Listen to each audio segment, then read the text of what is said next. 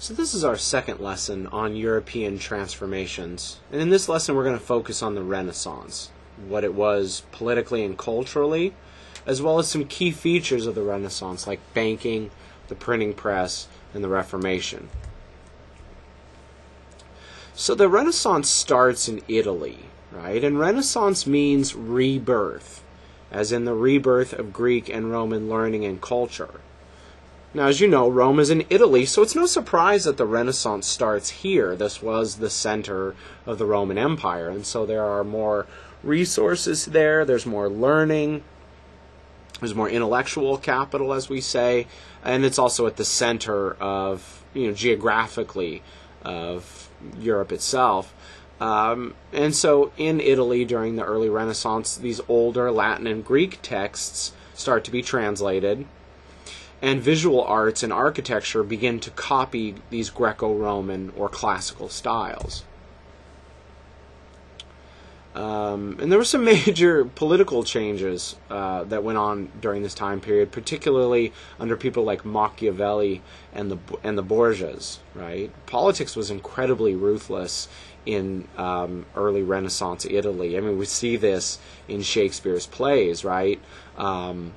One of these political players was a man named Niccolo Machiavelli, who wrote a book called The Prince, a very famous book on ruling through fear and lies, and perhaps that's why Tupac changed his name to Machiavelli at the end of his career, this sense of ruthlessness and doing whatever it takes to succeed. I mean, that was Machiavelli's viewpoint on things. In fact, and one of the I guess the groups that represent what we may call Machiavellian politics were the Borgias. And they said they ruled under Machiavellian principles, especially by scheming to put two popes on the throne and to control various Spanish and Italian kingdoms and cities. In Alexander Pope's Essay on Man, which you'll read in the English part of this project, he talks about the Borgias as being an example of pride and wickedness and evil in the world. Now, eventually, through the 1400s and the 1500s, the Renaissance spreads northward into France and Germany and England. Sometimes we talk about a northern Renaissance as being separate from the Italian Renaissance, and because these areas were so much further from Italy and the Dark Ages were so much rougher, life was less organized in the north, and so the Renaissance came later. However, it was helped along by the fact that Latin was a common European language, right? So as we saw with Arabic in Project 3, having a common language that unites people over long distances, even though they may be of different races and ethnicities and backgrounds, if they've got this common language like Arabic, or in this case Latin, it's much easier for them to pull together. And so over time, these northern peoples would adopt the art and literature and culture of the Renaissance and expand on it. It's important for us to remember that Shakespeare is a Renaissance figure. He wrote during the later part of the English Renaissance, but most of his style and material was taken from the Italian and English Renaissance. A lot of students notice that most of Shakespeare's plays are set in Italy.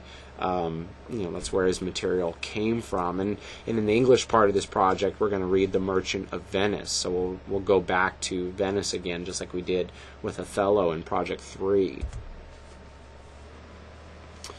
Okay, some major changes in European culture that came out of the Renaissance. One of them was banking, but perhaps we should step back for a moment and remember that banking is an old human practice.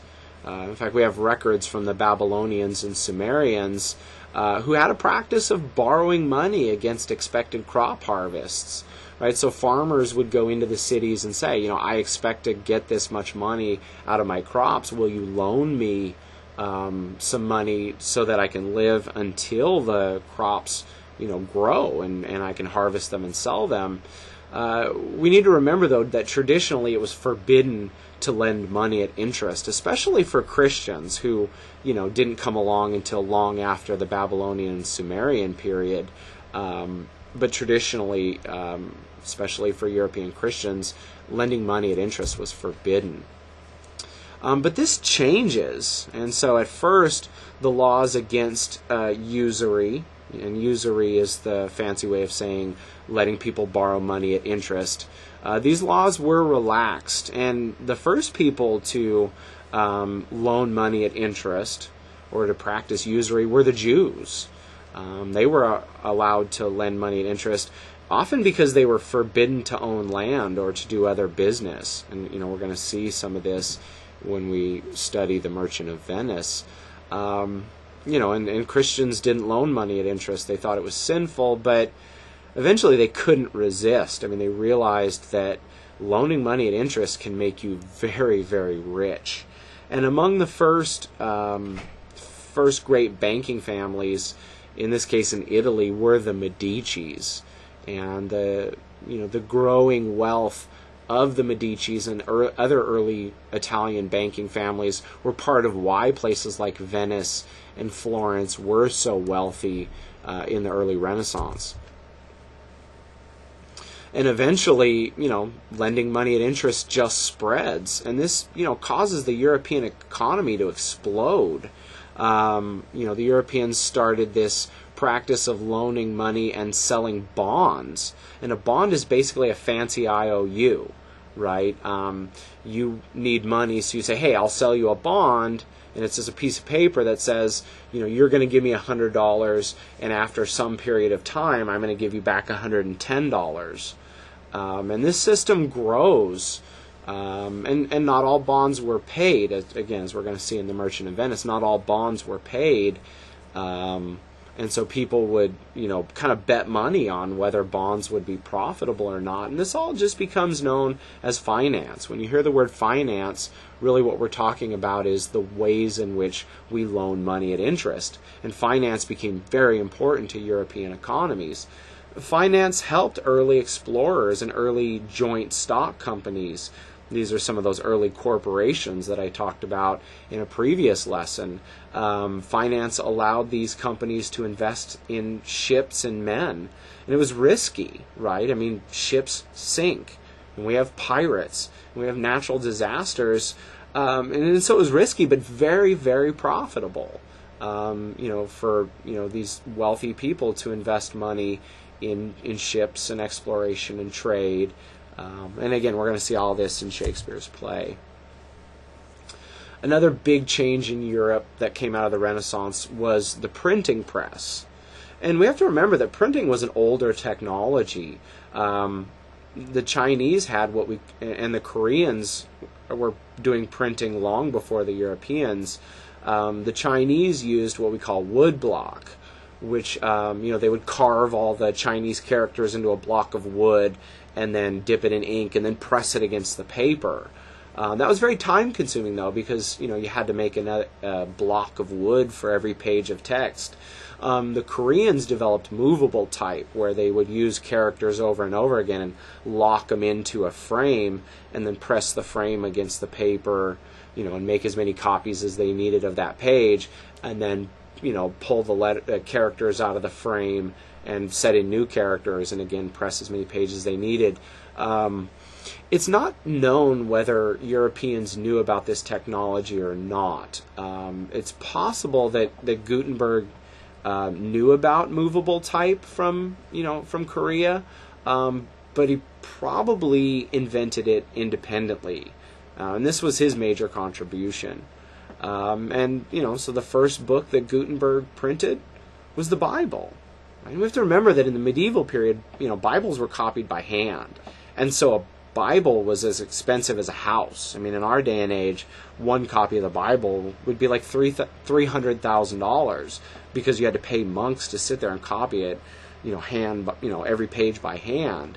And so, under Gutenberg and the printing press, Bibles became cheaper, probably the price of a car, like $10,000. But eventually, as the technology sped up and became more efficient, people could start to buy Bibles and start to buy books and read them themselves. And as we're going to see, this has a massive influence on European religion. So like I said, books had to be copied by hand, and so they were very, very expensive. And printing was still expensive, but it became cheaper. And this let people start to learn to read more. I mean, if a Bible costs $300,000, not a lot of people are going to have Bibles, and not a lot of people are going to feel the need to read. But when you get to a point where now a Bible is $100, people have a reason to learn to read. And so Europe would become much more broadly literate. I mean, this, we ask ourselves, why does Europe become so powerful in this time period? Part of it is because of the printing press, and, Europe became just a much more educated civilization. And, once people could read and understand the Bible for themselves, the church lost a lot of power, because people could start to understand the Word of God for themselves. Now, at this point, the church, or what we now call the Catholic Church, had pretty much been the only religion in Europe for about 500 years. And as we say, absolute power corrupts.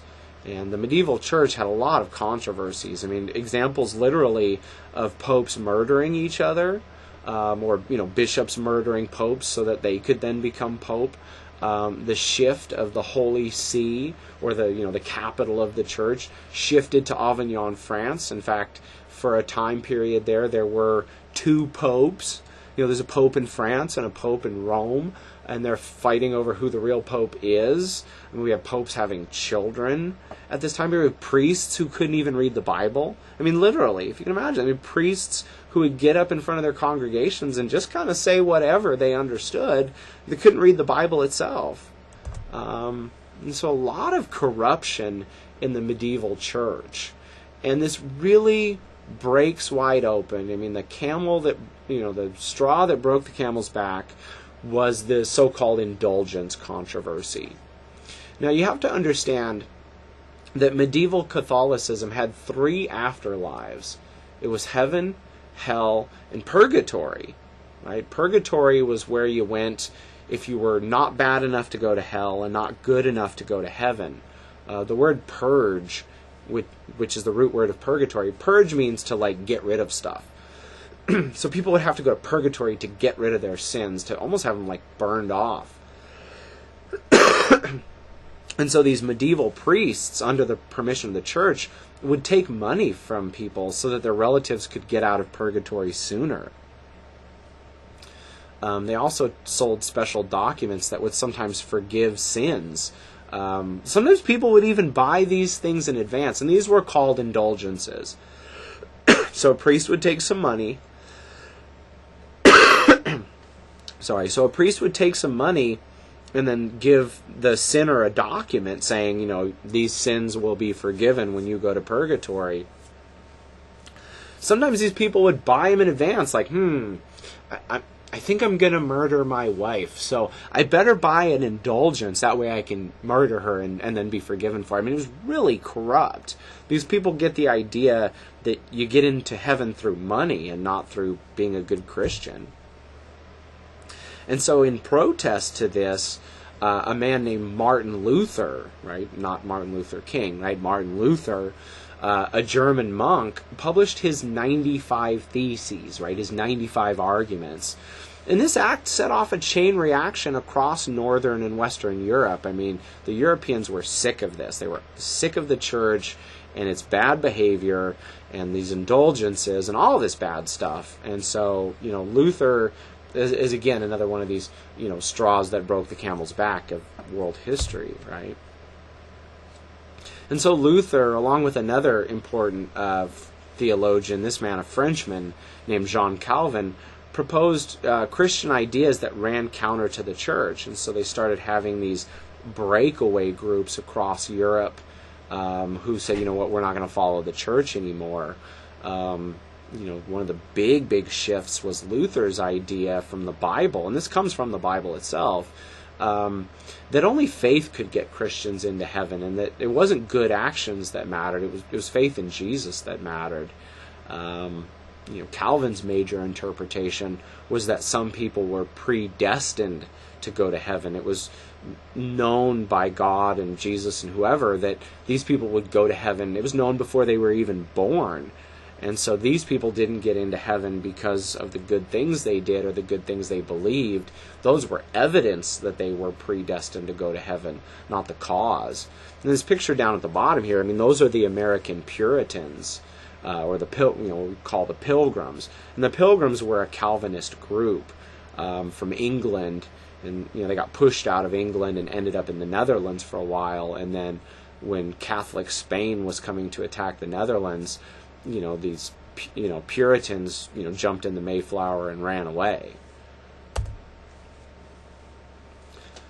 And so the effects of the Reformation were huge. I mean, I call this period the shattering of Christendom. I mean, we go from one church to literally hundreds of churches, right? And so, some of the major groups that came out of the shattering of Christendom, either early on, like the Lutherans and Calvinists, or later on, like Mormons and Jehovah's Witnesses, these are all part of a group that we call the Protestants, right? A Protestant is a non-Christian.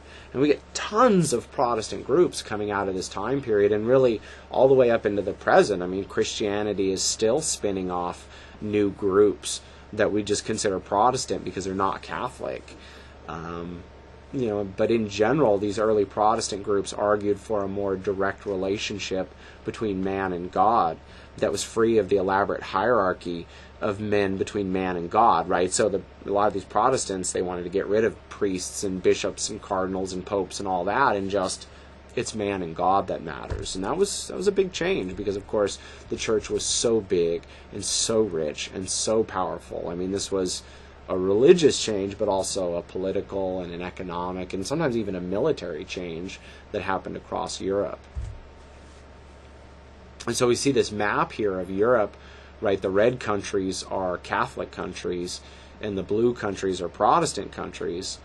And then the purple to the east, those are the Eastern Orthodox Christians of, Russia and Greece and Ukraine and places like that. But, I mean, we can see that Europe is starting to divide along religious lines, and this is going to cause some problems, right? But, yeah, the main thing is that, Western Europe becomes Protestant, whereas Eastern and Southern Europe remain either Catholic or Orthodox Christian. And this caused a lot of violence. I mean, we've got a lot of people fighting over what God's will is and what God wants man to be. There's a lot of violence in that. An important place where we see this was in the struggle over the English succession, right? Henry VIII's desire for a son led him to divorce his wife, Catherine of Aragon. And the Pope, tried to rejected Henry's divorce. And this would go, an event, basically Henry says, forget you, I'm starting my own church, and we call that the Anglican Church. And this would go back and forth under Edward VIII, Queen Bloody Mary. She was bloody because she tried to push England back into Catholicism. Then, England becomes Protestant again, or Anglican again, under Elizabeth.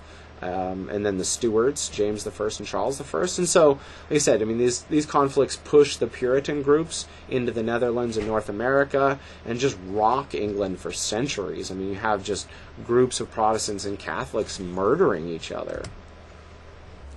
And so violence also erupted on the continent as various political leaders, such as kings and princes and dukes, aligned themselves with either the Protestant church or remain loyal to the Catholic Church. And, the big players in this one were Catholic Spain against Lutheran states like Germany, the Netherlands, and Sweden. And the threats to Protestant and Spanish-controlled Netherlands caused the Pilgrims, the refugees actually, they weren't pilgrims. Pilgrims go back to where they came from. Our Pilgrims were refugees, they were running away, to flee to New England. And eventually Europeans accepted the idea of religious tolerance. Over time, they just became sick of fighting over religion and realized that it would be better just to, put up with each other's religious views and just live in the same society. And so this led to the Treaty of Westphalia in 1648, which was also a major turning point in European history because it defined the idea of country, that, there are countries with borders, they have stable rulers, and that countries don't interfere with the politics of other countries, or at least not as much as they used to. And so that's it. Good job. This knowledge will help you make sense out of the religious divisions in modern Christianity and European politics in general. And these religious divisions still shape Europe even today. And they also explain why, for example, Mexico is much more Catholic, whereas the United States is much more Protestant. That has to do with, Spain and England and France's colonization of the New World. And I also want you to consider the importance of banking and printing, especially the free flow of money and ideas in our economy and culture. These were things that would separate Europe from other parts of the world. And finally, this knowledge will also be very useful in a couple of your DBQs in your project. Thanks.